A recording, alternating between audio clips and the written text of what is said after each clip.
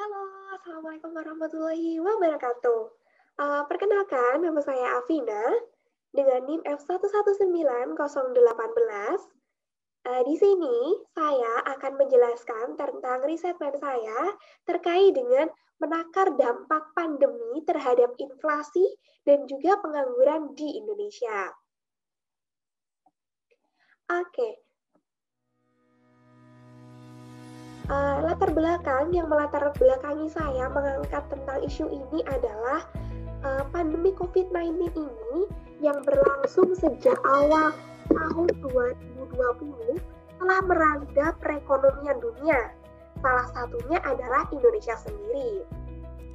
Nah, mewabahnya virus ini berdampak pada sektor seperti perekonomian, kemudian pariwisata, perdagangan, inflasi, sampai dengan pengangguran.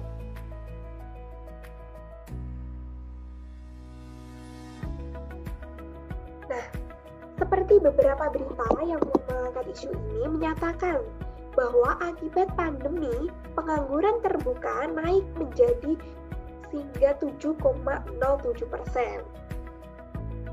Kemudian, negara pandemi COVID-19, 56,2 juta penduduk Indonesia menganggur. Dan yang terakhir, BI sendiri mencatat pada bulan Desember 2020, inflasi di Indonesia mencapai 1,6%. Nah, selain itu, berdasarkan data Kementerian Ketenagakerjaan dan BPJS Ketenagakerjaan, terdapat 2,8 juta pekerja yang terdampak adanya COVID-19. Mereka terdiri dari 1,7 pekerja formal yang di PHK dan 749,4 ribu di PHK. Nah, selain itu terdapat 282 pekerja informal yang usahanya terganggu. Sedangkan Badan Perlindungan Pekerja Migran Indonesia atau disingkat menjadi BP2MI mencatat adanya 100.094 pekerja migran Indonesia dari 83 negara kembali ke Indonesia dalam 3 bulan terakhir ini. Nah, selanjutnya teman-teman, berdasarkan latar belakang tersebut, berdasarkan isu-isunya, dan juga berdasarkan data yang ada, saya ingin memberikan riset ini dengan tujuan apa? Bertujuan untuk mengukur dampak dari pandemi COVID-19 tersebut terhadap pengangguran dan juga inflasi di Indonesia. Nah, landasan teori, di sini saya menggunakan 2 landasan teori terkait dengan pengangguran dan juga inflasi itu sendiri. Nah, seperti yang kita tahu, pengangguran adalah istilah untuk orang yang tidak bekerja sama sekali, atau dia sedang mencari pekerjaan, atau bekerja kurang dari 2 hari selama seminggu, atau bisa juga diartikan sebagai seseorang yang sedang berusaha mendapatkan pekerjaan yang layak, seperti itu. Nah, pengangguran sendiri dibedakan menjadi beberapa jenis. Adapun jenis-jenis pengangguran berdasarkan jam kerjanya itu terbagi menjadi 3, yaitu ada pengangguran terselubung. Pengangguran terselubung di sini adalah tenaga kerja yang dapat dikatakan sebagai pengangguran terselubung apabila dia bekerja kurang dari 7 jam per harinya. Kemudian, ada juga setengah menganggur atau underemployed. Nah, di sini tenaga kerja yang tidak bekerja secara optimal. Karena apa? Karena dia tidak ada lapangan pekerjaan. Biasanya dia tenaga kerjanya setengah menganggur ini menggunakan tenaga kerja yang bekerja kurang dari 35 jam setiap minggunya.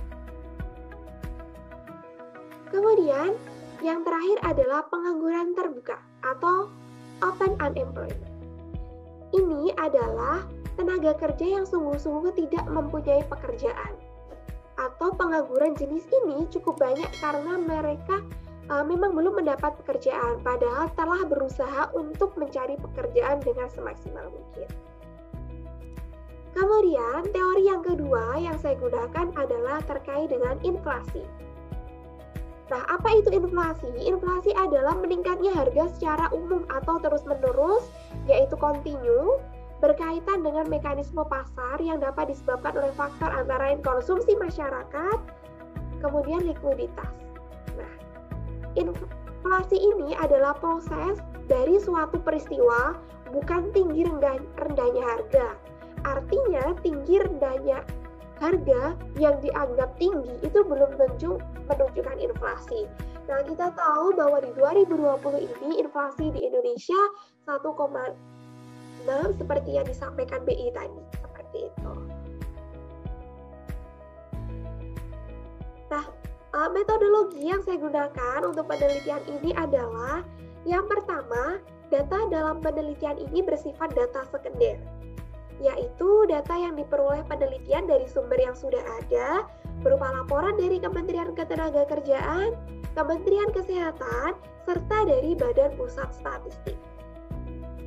Dan kemudian penelitian ini bersifat eksploratif, yang bertujuan untuk mengetahui model tingkat pengangguran terbuka di Indonesia setelah terdampak pandemi COVID-19 2019 di tahun 2020 kemarin. Nah, teman-teman, kita tahu bahwa pandemi ini benar-benar memberikan dampak yang luar biasa bagi Indonesia. Salah satunya di tenaga kerjaan, kemudian di tingkat inflasi. Nah, melihat dari sisi inflasi, nilai rupiah saat ini sudah menyentuh angka Rp16.000. Dan ini menjadi pelemahan rupiah tentu membawa dampak tersendiri bagi perekonomian di Indonesia. Diiringi dengan kenaikan inflasi di bulan Desember, kemudian di situasi yang seperti ini, usaha di berbagai sektor ekonomi sudah menghadapi krisis ekonomi yang dapat mengancam operasi dan juga kesehatan mereka, terutama di UMKM. Sementara jutaan pekerja rentan kehilangan pekerjaannya dan pendapatan serta mengalami PHK. Nah, berdasarkan hal-hal tersebut, ini perlu adanya penelitian untuk mengukur seberapa besar dampak pandemi terhadap inflasi dan juga pengangguran di Indonesia. Nah, oleh karena itu teman-teman, adanya urgensi ini perlu banget diadakan penelitian, maka harapannya ini akan menjadi riset yang bagus banget dan menjadi salah satu tolak ukur pemerintah untuk menghadapi inflasi dan juga pengangguran di Indonesia. Mungkin dari saya itu dulu. Terima kasih telah menonton video ini. Bye-bye. Stay safe and stay healthy ya.